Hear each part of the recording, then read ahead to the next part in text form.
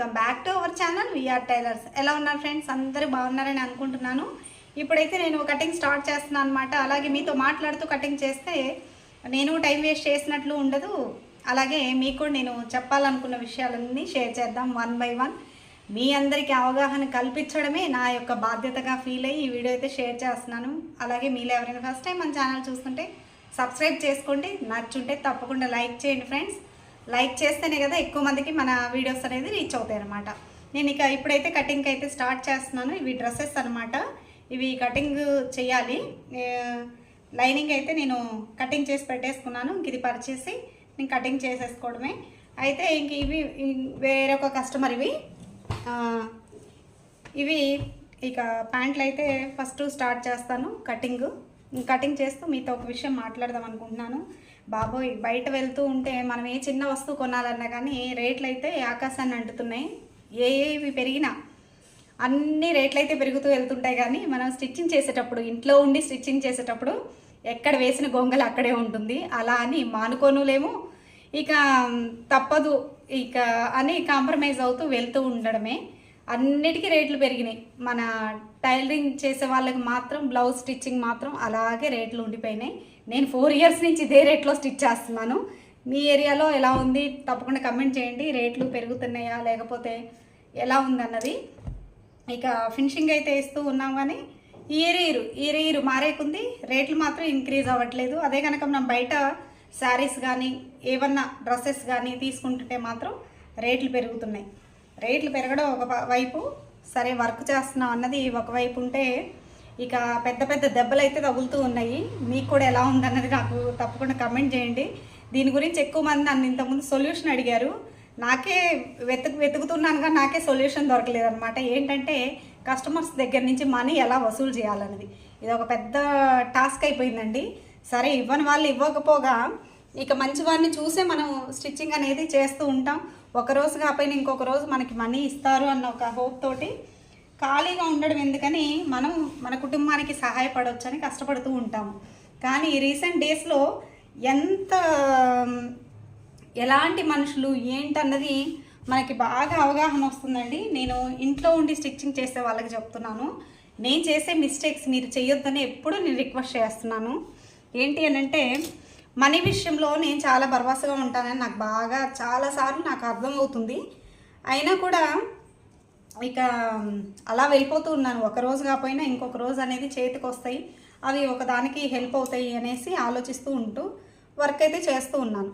అదే షాప్లో ఉన్నప్పుడైతే నిజంగా చెప్తున్నానండి, నేను ఇదే వర్క్ షాప్లో చేసినప్పుడు నాకు పెండింగ్ ఉండేది కాదనమాట. ఎప్పటి అమౌంట్ అప్పుడు క్లియర్ చేస్తూ కస్టమర్స్ వెళ్ళిపోతూ ఉండేవాళ్ళు. కానీ ఇప్పుడు కూడా అయినా ఒక్కో రోజు వర్క్ చేయాలనిపించదు, అంత చికాకేస్తుంది. కానీ ఎట్లా అయినా కానీ చేసుకుంటూ వెళ్ళిపోతున్నాము అని అంటే, ఒక కస్టమరు అట్లా చేసినా కూడా మంచివారు ఉంటారు కదా, అంటే మనకి కరెక్ట్గా టైం ఇచ్చేవాళ్ళు, వాళ్ళని చూసి వర్క్ చేయాల్సి వస్తుంది. అలా వెళ్ళిపోతూ ఉన్నాను అనమాట. కానీ రీసెంట్ డేస్లో అయితే ఒక కస్టమరు అయితే నాకు దిమ్మ తిరిగి మైండ్ బ్లాక్ అయిందనమాట. అంత చక్కగా అయితే సమాధానం చెప్పింది మనీ అడిగినందుకు. మగ్గం వర్క్ చేయించుకొని చాలా రోజులు పెండింగ్ పెడితే అప్పుడప్పుడు మెసేజెస్ పెడుతూ ఉండేదాన్ని, సరే కాల్ చేయడం ఎందుకు అనేసి. మనీ ఉంటే సెండ్ చేయమ్మా, నాకు ఖర్చులు ఉంటాయి కదా, పిల్లలకి ఫీజెస్కి అవసరము అనేసి రిక్వెస్ట్గా చాలాసార్లు రిక్వెస్ట్ చేసి అయినా మనీ వేయకపోతుంటే ఒకసారి కాల్ చేసేసి అడిగేశాను అనమాట. ఇక మనకు కూడా సహనం అనేది చచ్చిపోతుంది కదా. ఎన్ని రోజులు వెయిట్ చేస్తాం, వెయిట్ చేసింది కాక మన ఇంట్లో అమౌంట్ తీసుకెళ్ళేసి మనం వర్కులు వాళ్ళకి ఇవ్వడము, లేదా లైనింగ్స్కి అంతా కూడా మనం వాడేసి ఇంట్లో తీసుకెళ్ళి వాడేస్తే ఎవరికైనా ఖర్చులు అనేవి పెరిగిపోయినాయి కదండి. మన పిల్లలకి ఫీజులు కట్టుకోవాలి, అనేక రకాలుగా మనకు ఖర్చులు ఉంటాయి. అలా అనేసి అడిగినప్పుడు దిమ్మ దిగే సమాధానం చెప్పింది అనమాట ఒక కస్టమరు. మీరు కూడా జాగ్రత్త పడతారని నేను ఇది షేర్ చేస్తున్నాను. ఏమనంటే, అసలు మనీ మీకు ఇవ్వాలి అన్న ప్రూఫ్ ఏంటి అని క్వశ్చన్ చేసిందండి లాస్ట్కి. అసలు ఇన్ని రోజులైంది, మీకు అసలు కొంచెం అన్న ఆలోచన ఉందా లేదా అనేసి కొంచెం గట్టిగా మనీ అడిగినందుకు అప్పటి వరకు రేపిస్తాను అని చెప్పినటువంటి కస్టమరు 1 ఇయర్ వెయిట్ చేసి అసలు నేను ఇవ్వాలి అన్న ప్రూఫ్ ఏంటి అని అడిగారనమాట. సరే, మనమైతే బుక్లో ఎంట్రీ చేసుకుంటాం కదా, బిల్లుతో సహా వాట్సాప్ పెట్టేసి ఇది ప్రూఫ్ అని చెప్పేస్తే చక్కగా అది డిలీట్ చేసేసి నేను అమౌంట్ వరకు మార్జిన్ వేసి అమౌంట్ వేయమని మెసేజ్ పెట్టాను.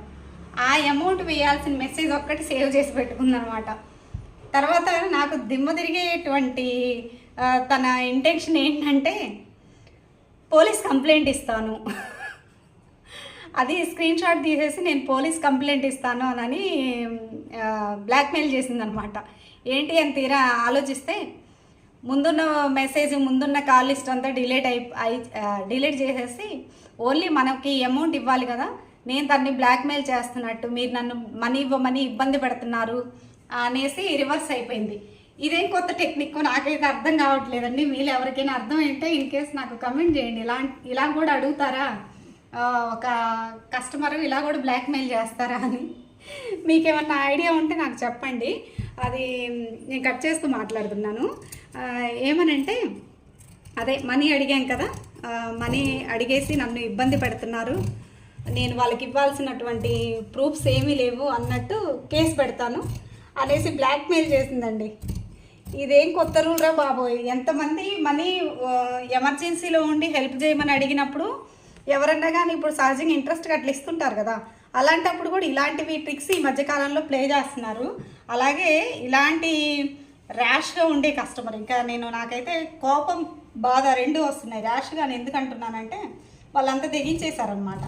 ఇక మీకు డబ్బులు ఇవ్వాలని అసలు ఇవ్వాల్సిన పని లేదు, ఇవ్వాలని ప్రూఫ్ ఏంటి, మరి నిజంగానే ఇవ్వాల్సిన అవసరం లేదా, మీకు తెలియదా, మరి మీరు బ్లౌజెస్ కుట్టించుకొని వేసుకున్నారు కదా అనేసి అంటే అవును, అయితే అసలు ప్రూఫ్ ఏంటి, నేను కేసు పెడతాను, మీరు పొద్దస్తమానం మనీ అడిగారంటే అనేది కేసు పెడతా అన్నారు. నాకైతే వివత్సమైన షాక్లో ఉన్నా నేను.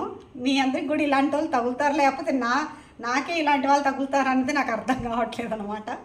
చాలా వరకు ఇలాగే ఉండి ఒక్కొక్కసారి మా ఇంట్లో మా సార్ అయితే స్టిచ్చింగ్ ఆపేసేయమనేటువంటి సలహాలు ఇస్తున్నారనమాట. నువ్వు ఉన్నది చాలే, కాళ్ళు అన్నీ పోయేటట్టు కుట్టేసి మమ్మల్ని ఉద్ధరించాల్సిన అవసరం లేదు, వాళ్ళేమో మనీ ఇవ్వట్లేదు, నీకేమో ముందుగా అడ్వాన్స్ తీసుకోవడం చేత కావట్లేదు అనేసి చాలా కోపమైపోతున్నారు. కానీ నేనేంటంటే ఒక 10 మెంబర్స్ ఉన్నారండి నన్ను ఇబ్బంది పెట్టకుండా కుట్టిస్తే చాలు అనేసి టైం టు టైం నాకు ఈరోజు నాకు అమౌంట్ కావాలన్నా హెల్ప్ చేసేటువంటి కస్టమర్స్ ఉన్నారు. అలా చూసి నేను ఈ వర్క్లో వెళ్ళిపోతున్నా. అలాంటప్పుడు ఇక అలాంటివి జరుగుతున్నప్పుడు మాత్రం కొంచెం కోపం వస్తుంది. ఎందుకు రాదండి, పొద్దస్తమానం చూస్తున్నాం కదా. మరి ఈ సమ్మర్లో అయితే మనకి ఏదైనా వర్క్ ఉండి బయట పని చేసుకొని వచ్చినా కూడా అట్లీస్ట్ ఒక 2 బ్లౌజెస్ అన్న స్టిచ్ చేస్తే, ఎంత టైర్డ్ అయిపోయినా కానీ స్టిచ్ చేస్తే మనకు ఖర్చులకు వస్తాయి, మనకి కొన్ని బాధ్యతలు ఉంటాయి కదా అని ఆలోచిస్తూ కష్టపడుతూ కుడుతూ ఉంటాం. రేటు పెరిగినా పెరగకపోయినా ఒకే స్ట్రాటజీలో అయినా సరే అలా వెళ్ళిపోతూ ఉండాల్సి వస్తుంది. మీకేమైనా సొల్యూషన్ ఉంటే చెప్పండి. నేను చెప్తుంటాను. ఇది కరెక్టే అంటారా? మనీ అడిగితే కేసు పెట్టడం ఎంతవరకు కరెక్టు? తనైతే ఫుల్ ఫిక్స్ అయిపోయింది మనీ ఇవ్వకుండా ఎస్కేప్ అవ్వాలని. ఇక ఏం చేయాలో అర్థం కాక సైలెంట్గా కోపం వచ్చేసి నేను కూడా కోపమై మాట్లాడానులేండి. తప్పుగా అనట్లేదు, నేను మాట్లాడలేదని నేను చెప్పట్లేదు. ఏమనంటే ఇలా కేసు పెడతాను అనేసి అంటే అసలు మీరు తినే తిండి తింటున్నారు కదా, కొంచెం అన్న జ్ఞానం ఉందా అనేసి నాకు కోపం అయిపోయింది. అనకుండా ఎలా ఉంటాం చెప్పండి? వేలల్లో మనకి అమౌంట్స్ ఇవ్వాల్సి వచ్చినప్పుడు అలా చేస్తే తప్పు కదా. అది కరెక్టేనా?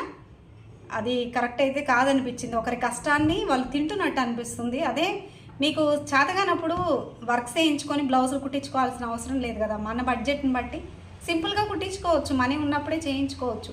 ఇలా చెప్తే కూడా కోపం వస్తుంది కొంతమంది కస్టమర్స్కి. డబ్బులు అడిగితేనే కోపం వస్తుంది. డబ్బులు అడుగుతారు కాబట్టి రావడం మానేస్తారు. పర్వాలేదు, అయినంత వరకే కొంచెం జాగ్రత్తగా ఉండండి. ఇలాంటి వాళ్ళు 4 తగిలితే చాలు కదా. ఫుల్ మనం చేసినంత వర్క్కి అలాంటి వాళ్ళు 4 తగిలినప్పుడు మనకు ఎంతో ఇబ్బందిగా ఉంటుంది. కాబట్టి మీరు దయచేసి నేను చేసే మిస్టేక్ మీరు చేయకుండా కొంచెం జాగ్రత్తగా ముందు అడ్వాన్స్ తీసేసుకొని అట్లీస్ట్ వర్క్ అన్నా మీరు తీసేసుకొని మీరు స్టిచ్ చేసిన తర్వాత బట్టలు తీసుకెళ్ళాకే మీరు అమౌంట్ ఇస్తేనే బట్టలు ఇవ్వండి. నేను చేస్తున్న మిస్టేక్ అదే అనమాట. కొత్త వాళ్ళు అక్క హాఫ్ అమౌంట్ ఇచ్చేసి తర్వాత ఇస్తాంలే అని అంటారు, ఇక ఎస్కేప్ అయిపోతున్నారు. అసలు దీనికి బెస్ట్ సొల్యూషన్ నిజంగానే షాపే అనమాట. కష్టం ఎక్కువ ఉంటుంది. ఇప్పుడు ఇంట్లో కన్నా మనం షాప్లో వర్క్ చేయాలంటే మనం ఇంటిని వదిలిపెట్టి బయటికి వెళ్ళాలి. అలా వెళ్ళేటువంటి పాసిబుల్ లేకే నాలాంటి వాళ్ళు చాలామంది ఇంట్లో వర్క్ చేస్తున్నారు. అదే షాప్లో అనుకోండి, నేనే షాప్ రన్ చేశాను కదా, అమౌంట్ అనేది వేసి ఇచ్చేస్తే అక్కడికక్కడే ఫోన్పే కానీ లేకపోతే మనీ కానీ ఇచ్చేసి సెటిల్ చేసేసుకొని వెళ్ళిపోతారు మన ఐటెం తీసుకొని. అదే ఇంట్లో అయితే వాళ్ళు ఎవరో ఒకరిని పంపించేసి తర్వాత వేసేస్తాము అనేసి వెళ్తూ ఉంటారు. బిల్ ఇస్తామని బిల్ పే చేస్తే అబ్బాయి మాకు మనీ గుర్తే అనేసి బిల్లు కూడా తీసుకెళ్ళరు అనమాట. కాబట్టి ఒక ప్లానింగ్గా చేసుకోవాలి, లేకపోతే చాలా లాస్ అవుతారు, నాలాగా లాస్ అవుతారు. నేను అది చెప్తున్నాను. నేను ఈ మధ్య తక్కువ స్టిచ్ చేస్తున్నా కూడా నాకు ఈ రావాల్సిన అమౌంట్ల గురించి ఆలోచిస్తూ కాల్స్ చేసుకుంటూ వాటిని వసూలు అవ్వక కొంత చాలా టెన్షన్గా అనిపిస్తుంది. వర్క్ చేసి కూడా ఏంటి ఈ కర్మ అని అనిపిస్తుంది. మీకు కూడా తగులుతుంటారా నాకేనా? లేకపోతే నేను చెప్పిన పాయింట్స్ మీరు గుర్తుంచుకొని కొంచెం జాగ్రత్త పడండి. ఏవి రేట్లు పెరిగినా మనకి రేట్లు పెరగవు. అలా అని ఖాళీగా ఉండడము కరెక్ట్ కాదు. సాధ్యమైనంత వరకు మనం చేస్తూ వెళ్ళిపోతూ ఉండాలి. మన వర్క్ ఫినిషింగ్ చూపించుకుంటూ ₹1 సంపాదించుకోవాలని మనం ప్రయత్నిస్తాము. ఆరోగ్యం చూసుకుంటూ సంపాదించుకోండి. కానీ ఇలాంటి వాళ్ళు ఎవరైనా తగులుతారు అని అనిపించినప్పుడు మీరు కొంచెం అడ్వాన్స్ తీసుకొని వర్క్స్ చేయండి. వర్క్ చేయించే వాళ్ళు. నేను చేసిన మిస్టేక్ అదే అనమాట. ఇప్పటికీ చాలా అమౌంట్స్ అలా ఆగిపోయినాయి. ఇక ఎలా చేయాలన్నది ఏంటి, ఈ మధ్య కొంచెం అడ్వాన్స్ అడుగుతున్నాను అనేసి కొంతమంది ఈగో ఫీల్ అవుతున్నారు. మేము మనీ ఇవ్వకుండా ఎగ్గొట్టి వెళ్ళిపోతామా అడుగుతున్నారు అనేసి. సరే 100 అనుకొని ఇవ్వండి. మార్నింగ్ నుంచి పొద్దుస్తమాన లైట్ల కింద ఇలా గాలి లేకుండా వర్క్ చేస్తుంది, ఫ్యామిలీకి హెల్ప్ అవుతుందని సరే మనకి ఇచ్చే వాళ్ళు ఉన్నారనుకోండి, మనకి అర్థమవుతుంది కదా. 2 times రిపీట్ అయిన తర్వాత ఇస్తాము అని అంటే ఆగడం తప్పు లేదు. అది తప్పు కాదు. కానీ నెలలు తరబడి అసలు ఇంకా సంవత్సరం అయినా కూడా మనీ ఇవ్వకుండా ఇంకా అడగకూడదు, అడిగితే ఇలాగ బ్లాక్మెయిల్ చేస్తున్నారంటే వాళ్ళకి నిజంగానే దండం పెట్టవచ్చు. మీకు కూడా తగులుతారా? తప్పకుండా కమెంట్ చేయండి. కాస్త కూస్తో జాగ్రత్త పడండి. మరొక వీడియోలో మళ్ళీ కలుద్దాం. Thanks for watching my video. Bye friends.